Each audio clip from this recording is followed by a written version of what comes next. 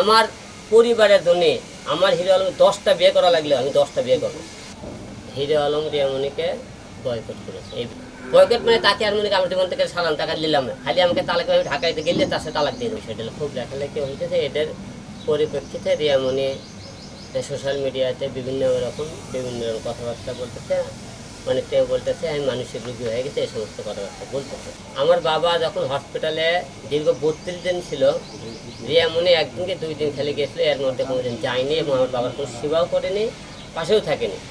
আমার বাবা তখন আইসিউতে ছিল, সে সেই টাইমে করছে কি মিউজিক ভিডিও করছে, আমার সাথে কথাবার্তা কাজ নেই, সে মিউজিক ভিডিও করছে। উনি আমার বাবা যেদিন মারা যায় তারই একদিন আগে সেই ভিডিওগুলো করছে অন্য জায়গা। আপনি এই ভিডিওগুলো আপনার তারিখগুলো ফলো করবেন। আসল কথা, আমার কথা, সে মনে করেন আমার যদি স্ত্রী হয়, সে আমার অনুমতি ছাড়া বাইরে সে কাজ করার অধিকার করতে রাখে। আমি তো আমার তো অনুমতি সে বাইরে কোন পুরুষের সাথে কাজ করিনি। এবং সে একবার না 2 বার নাই, অনেকবার এরকম কাজকাম করছে। সে মনে করেন কিছুদিন পরপরই সে বাইরে কাজকাম করে।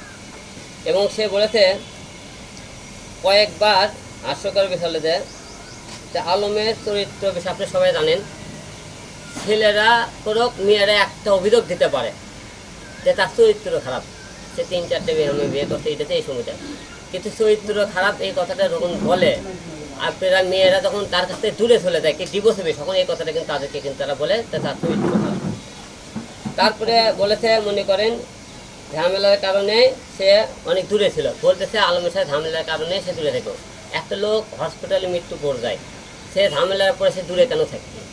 এবং আমার বাবাকে যেদিন আমি ঢাকায় থেকে মরার পরে বাসায় নিয়ে আসি, সেই দিন করছে সে তার গাড়ি নিয়ে চলে গেছে। সম্পূর্ণ মিথ্যা কথা, গাড়ি কিন্তু তার কাছে আছে, আমার বাসায় গাড়ি আছে। সে ইচ্ছে করলে আসতে পারে, তার সাথে ঝামেলা ক্যাসাল গন্ডগোল ভালো কথা। সে ইচ্ছে করলে আমার বাবার কাছে আসতে পারতো না মৃত্যুর সময়। সে করতে আমি নাকি তাকে ভয় দেখাচ্ছি, সেদিকে সে আসেনি। তার করতে বার কি বার আমি বুঝি না যে ঢাকা শহরের যে সমস্ত গুলশান, বনানী, উত্তরা যে সমস্ত বারগুলো আছে, সমস্ত বারে মায়ামণি, রিয়ামণি প্রতিটা বারে তারা ডান্স, মায়ামণি গান করে, রিয়ামণি ডান্স করে। বিশ্বাস না করলে আপনারা প্রতিটা বারে সন্ধান নেবেন, সে বারে যায় কি না, নাচ গান করছে। আমার স্ত্রী হবে, তাহলে এত বড় দুর্ঘটনা হলো, সে তাকে আমরা কাছে পেলাম না।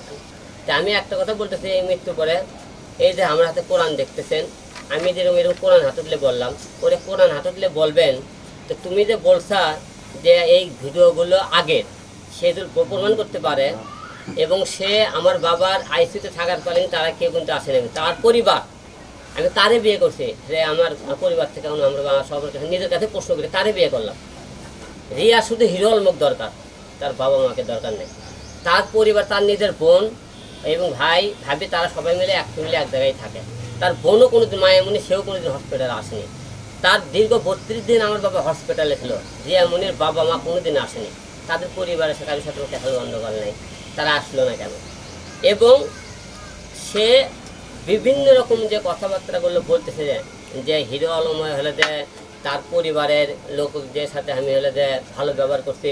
আমার কথা, আমার বউ জন্য হিরো আলম করে, কারণ হিরো আলম 1, 2, 3টে বিয়ে করছে। এটা রিয়ার কিন্তু এটা তার সাথে আমার মনে করেন 2য় বিয়ে। আমি চলে গেলে রিয়া এখন গল্প করে, রিয়ারও 3টে স্বামী হচ্ছে। আমার পরিবারের জন্য আমার হিরো আলম 10টা বিয়ে করা লাগলে আমি 10টা বিয়ে করবো। কারণ জানেন, আমি শুধু বউ পাগল নয়, বউ চাই না। যে মেয়ে আমার পরিবারকে, বাবা মাকে না দেখবে, সেই বউটুকু আমার দরকার হয় না। আপনি বলতে পারেন হিরো আলম চরিত্র খারাপ, আপনি বলতে পারেন চরিত্র ভালো হলো নি, আমি তো বইয়ের গোলাম হয়ে থাকতে পারতাম। বউদের যেদিকে সেদিকে গেলে আমার চরিত্র ভালো।